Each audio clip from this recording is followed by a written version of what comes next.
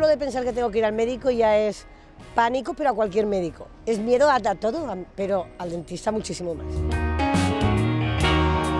Yo es tener que estar ahí tumbada, con la boca abierta, ruidos, no, es superior. No, es imposible. Que en 24 horas puedas tener eso puesto sin ningún tipo de dolor, sin ninguna molestia y verte esa sonrisa y esa... Muy bonito. Yo tenía una gran infección en las encías. Por la parte de atrás, no sé, lo tenía bastante estropeado todo.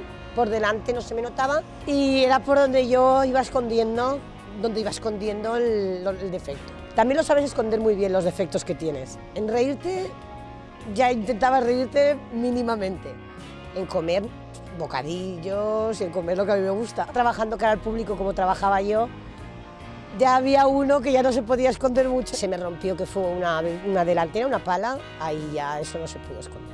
Y ahí fue donde dije, Julia, tienes que ir ya. Y yo me vi que tenía que ir a Luis, tenía que acabar al doctor Senís, porque yo misma sabía que eso ya no era una cuestión de dentista. Yo sabía que él era cirujano. Y encima le conocía, mi familia conocía la suya, mis abuelos con sus abuelos. Y mis padres con sus padres. Y nosotros íbamos al mismo colegio. Supe también cuando se abrió la clínica, que sí, yo pasaba y la veía de lejos. La noche anterior sin dormir, con un panfleto de esos en la mano, mirando y pensando, voy o no voy, voy o no voy. Cuando llegué, primero pregunté por él, porque no quería que me viera nadie más, por vergüenza. Entró el doctor y yo estaba sentada de lado con las piernas fuera, por si tenía que salir corriendo.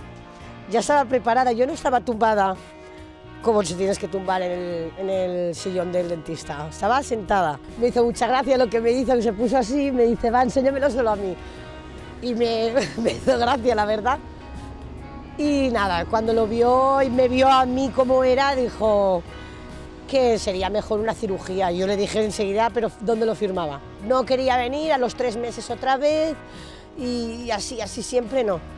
No, porque no lo hubiera resistido, o sea, me hubieran hecho una y ya no hubiera vuelto más. Les costó mucho trabajo de hacerme las fotos, de cogerme los moldes para las fotografías, y eso, bueno, una llantera detrás de otra, y llorar, porque no quería, porque les costé mucho trabajo, ¿eh? Ya saben ellas lo que pasaron conmigo, pobres. Yo me escapaba casi del quirófano, yo digo, ya no. Me quería bajar de la camilla e irme. Me dejó una cosa muy bonita. Que pensaran cosas bonitas y me despertaría bien sin dolor de cabeza. Desde el primer momento que entré, ni con haciéndome pruebas en los moldes, ni cuando la operación, ni cuando luego me pusieron la provisional, no sentí nada de dolor. Nada. Si te soy sincera, me fui a comer y me comí un tazón de salmorejo. El domingo paella con su carne, su costillita, sus huesecitos. Es que nadie podía decir que eran los provisionales.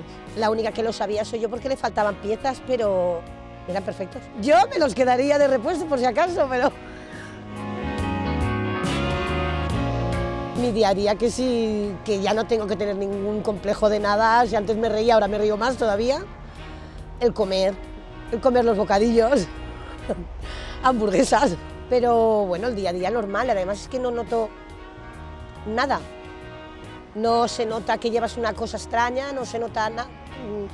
Son tuyos. Cuando al final te ves ya con todo puesto, llegué a llorar de emoción de verte y con lo que tú querías y te lo pueden hacer tan rápido y tan bien y lo tenías ya puesto todo. A lo mejor tienes menos vergüenzas, no piensas en o qué vas a pedir, o qué vas a hacer, o qué vas a comer, o que...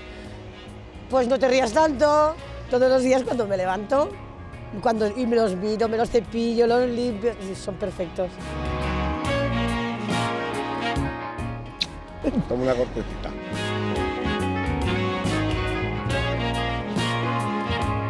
A la larga, después de todo el recorrido que hemos tenido, ha valido la pena. Y el esfuerzo también.